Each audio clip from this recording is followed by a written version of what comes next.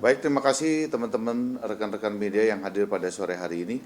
Saya hari ini didampingi oleh Panji daripada adik daripada Amar Zoni dan Dr. Kamelia serta tim KML ada Bu Mira dan Duana.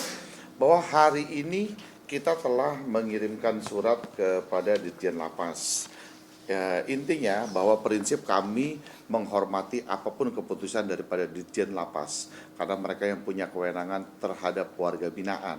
Lalu di dalam surat kami ada 4 poin yang kami minta diterangkan karena sampai hari ini bahwa kami sebagai kuasa hukum beserta dengan keluarga belum mendapat pemberitahuan secara tertulis ataupun secara lisan dari Ditjen Lapas sehubungan dengan adanya pemindahan Amar Zoni ke Nusa Kambangan. Maka dari itu kami bersurat hari ini dan segera mungkin mohon kepada Ditjen Lapas untuk membalas surat kami karena perihalnya penting untuk dokumen-dokumen terkait menyangkut masalah pemindahannya Amar.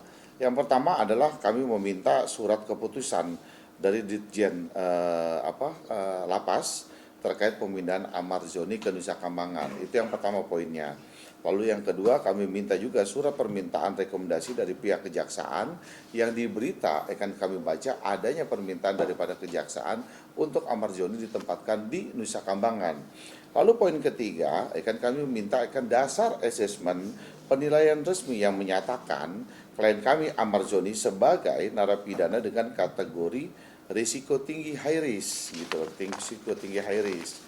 Lalu yang poin keempat penjelasan mengenai urgensi dan alasan dilakukannya pemindahan Amar Zoni ke lembaga pemasarakan super maksimum yaitu di Nusa Kambangan Cilacap. Karena dari data-data yang kami tahu, kan perjalanan Amar Zoni kita tahu semua. Dari tahun 2017 Amar Zoni kena narkoba, sampai terakhir beberapa kali dia kena narkoba, dia kan hanya sebagai pengguna. Lalu terakhir yang kemarin disidangkan di Jakarta Pusat, bahwa dia dikatakan dia adalah sebagai pengedar, dugaannya kita tahulah, kita nggak usah lagi bahas karena itu telah menjadi keputusan yang telah inkrah. Kami sedang mempersiapkan materinya untuk melakukan peninjauan kembali. Karena kan kita tahu bahwa sebagai pengguna ini harus diobati, bukannya ditahan.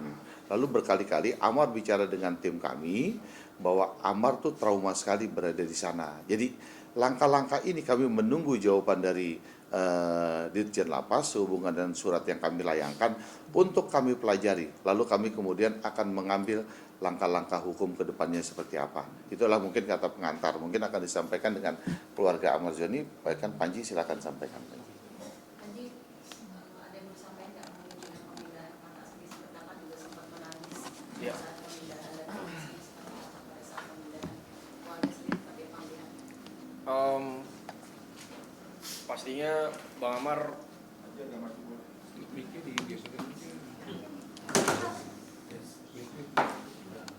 Bang Amar sangat sedih sekali.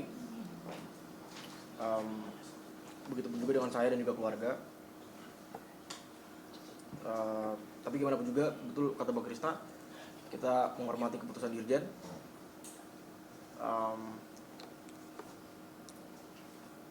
Bang Amar bilang ke saya dia bilang gua nggak sanggup kata dia. Saya juga jujur sangat khawatir sekali dengan kondisi mental abang saya juga. Jadi ya mudah-mudahan Bang Krisna bisa mengupayakan, bisa berdialog dengan hukum yang ada. Jadi itu aja.